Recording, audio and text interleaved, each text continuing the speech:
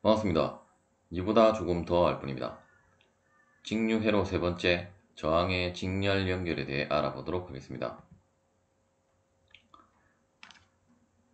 저항의 직렬 연결이란 이제 이렇게 저항을 일렬로 연결한 것을 이제 직렬 연결이라고 하게 되고,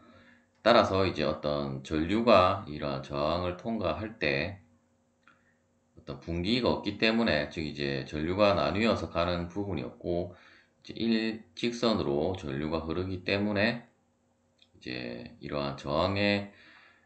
걸리는 전류는 모두 동일하다라고 할 수 있고,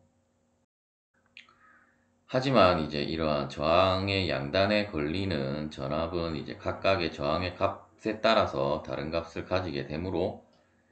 이제 아래 회로도에 보시면 이러한 V1, V2, V3는 이제 R1, R2, R3의 그 저항 값에 의해서 이제 결정이 되어지는 값이라고 할 수가 있겠습니다. 즉 이제 이렇게 전류가 통과를 하면서 이제 저항을 만나게 되면 이제 전압 강화가 발생을 하기 때문에 이제 각각의 저항에 걸리는 전압은 이제 다르다라고 할 수 있고, 하지만 이제 회로를 흐르는 전류는 모두 동일한 값을 가지게 되겠습니다. 이제 그림에 보시면 우리가 실제로 이렇게 뭐 탄소 피막 저항을 이제 이렇게 직렬로 연결한 것을 우리가 이제 회로도로 다음과 같이 표시를 할 수 있게 되고, 이제 저항은 이렇게 어떤 우리가 역학에서 스프링의 형상과 비슷하게 이제 표시를 한다라고 보시면 되겠고,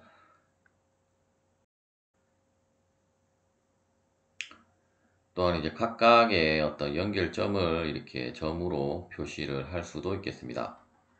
물론 이 점은 뭐 생략을 해도 상관은 없고, 또한 이제 여러 개의 저항이 있으면 우리가 합성 저항 혹은 이제 등가 저항으로 환산을 해서 이제 풀게 되는데, 이렇게 두 개로 된 것을 이제 하나의 저항으로도 표시를 할 수 있고, 이렇게 하나의 저항으로 표시된 것을 이제 등가 회로도라고 하겠습니다. 직렬 연결에 있어서는 이제 각각의 저항의 값을 그냥 덧셈을 해주면 되고, 만일에 뭐 값이 동일한 값이면 이제 각각의 저항의 수만큼을 이제 곱해주면 되고,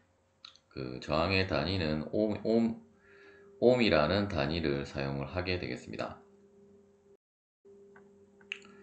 또한 우리가 저항이나 혹은 이러한 전원 등을 직렬로 연결한 회로를 이제 직렬 회로라고 하게 되고, 물론 회로에는 이제 뭐 병렬 회로도 있고 이러한 직렬과 병렬이 혼합된 회로도 있기 때문에, 이제 이렇게 여러 개의 저항이 있다라고 하면 앞서 설명드린 대로 이러한 등가 저항 혹은 합성 저항으로 이제 환산을 해서 이제 여러분들이 계산을 하시는 것이 편리할 것입니다.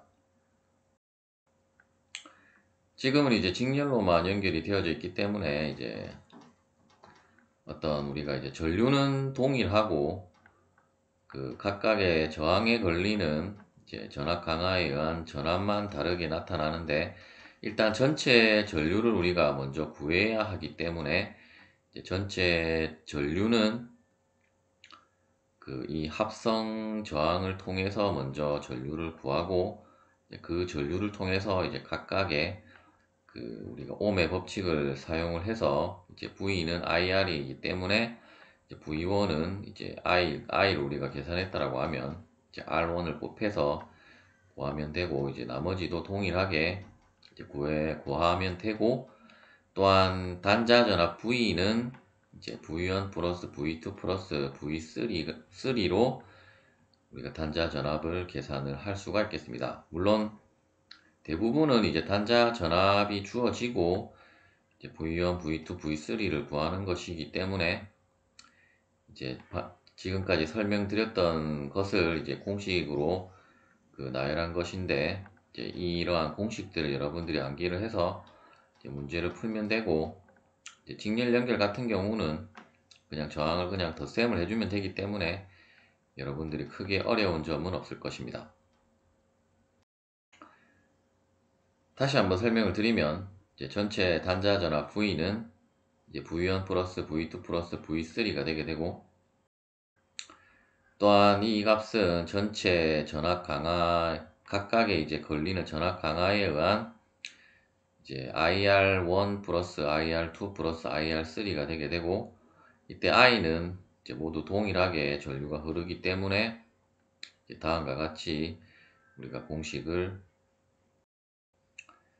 유도를 할 수 있게 되게 되고, 따라서 이제 전류를 구하라고 하면 결국은 합성 저항, 이 값이 결국은 합성 저항이기 때문에 이제 합성 저항 값을 나눠주면 이제 아래 그 공식에서 보시면 이제 결국은 이제 R분의 V는 결국 이때 R은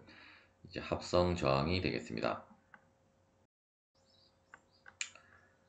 지금은 이제 일렬로 그 저항이 나열되어 있기 때문에 여러분들이 뭐 헷갈릴 일은 없지만, 만일에 어떤 이렇게 삼각형으로 된 저항으로 표시가 된다라고 할지라도, 만일에 어떤 이런 그 전류가 나뉘는 부분이 없다라고 하면 모두 여러분들이 직렬로 생각을 하시면 되겠습니다. 일단 그 부분은 우리가 직병렬 연결해서 다시 한번 설명을 드리도록 하겠습니다.